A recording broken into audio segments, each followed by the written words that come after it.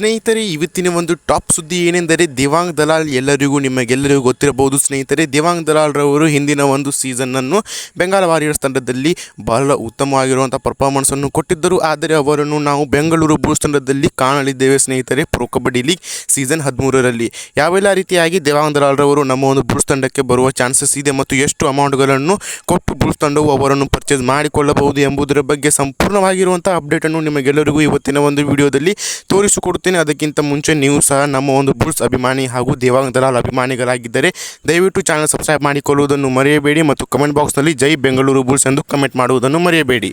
ಸ್ನೇಹಿತರೆ, ಮೊದಲನೇ ಬಾರಿಗೆ ನೋಡುವುದಾದರೆ ದೇವಾಂಗ್ ದಲಾಲ್ ರವರು ಪ್ರೊ ಕಬಡ್ಡಿ ಲೀಗ್ ಸೀಸನ್ 12ರಲ್ಲಿ ಬೆಂಗಾಲ್ ವಾರಿಯರ್ಸ್ ತಂಡದಲ್ಲಿ ಆಟವನ್ನು ಆಡಿದ್ದರು. ಹಾಗಾಗಿ ಅವರು ಸುಮಾರು 250ರಿಂದ 270 ರೇಡ್ ಪಾಯಿಂಟ್ಗಳನ್ನು ತೆಗೆದುಕೊಂಡು ಅವರು ಪ್ರೊ ಕಬಡ್ಡಿ ಲೀಗ್ನ ಇತಿಹಾಸದಲ್ಲಿಯೇ ಒಬ್ಬ ಬೆಂಕಿ ದೊಡ್ಡ ಪ್ಲೇಯರ್ ಆಟಗಾರರಾಗಿ ಈಗಾಗಲೇ ಹೊರಹೊಮ್ಮಿದ್ದಾರೆ ಸ್ನೇಹಿತರೆ. ಹೌದು, ಅವರನ್ನು ಬೆಂಗಾಲ್ ವಾರಿಯರ್ಸ್ ತಂಡವು 2026ರ ಒಂದು ಪ್ರೊ ಕಬಡ್ಡಿ ಲೀಗ್ ಸೀಸನ್ 13ರಲ್ಲಿ ಕೈ ಬಿಡಲಿದೆ ಸ್ನೇಹಿತರೆ. ಅವರನ್ನು ನಮ್ಮ ಒಂದು ಬೆಂಗಳೂರು ಬುಲ್ಸ್ ತಂಡವು ಆಕ್ಷನ್ನಲ್ಲಿ ಪರ್ಚೇಸ್ ಮಾಡಿಕೊಳ್ಳಬಹುದು ಎಂದು ಕೂಡ ನಾನು ಹೇಳಬಹುದು. ಏಕೆಂದರೆ ನಮ್ಮ ಒಂದು ಬುಲ್ಸ್ ತಂಡವು ಉತ್ತಮವಾಗಿರುವಂಥ ಆಟಗಾರನ್ನು ಪರ್ಚೇಸ್ ಮಾಡುವುದರಲ್ಲಿ ಬಹಳಷ್ಟು ಕೈಯನ್ನು ಮುಂದೆ ಇಟ್ಟಿದೆ. ಹಾಗಾಗಿ ಸ್ನೇಹಿತರೆ, ಫಸ್ಟ್ ಆಫ್ ಆಲ್ ನೋಡುವುದಾದರೆ ದೇವಾಂಗ್ ದಲಾಲ್ ರವರು ನಮ್ಮ ಒಂದು ಬುಲ್ಸ್ ತಂಡಕ್ಕೆ ಬರುವುದು 100% ಗ್ಯಾರಂಟಿಯಾಗಿ ಕಾಣಿ ಬರುತ್ತಿದೆ.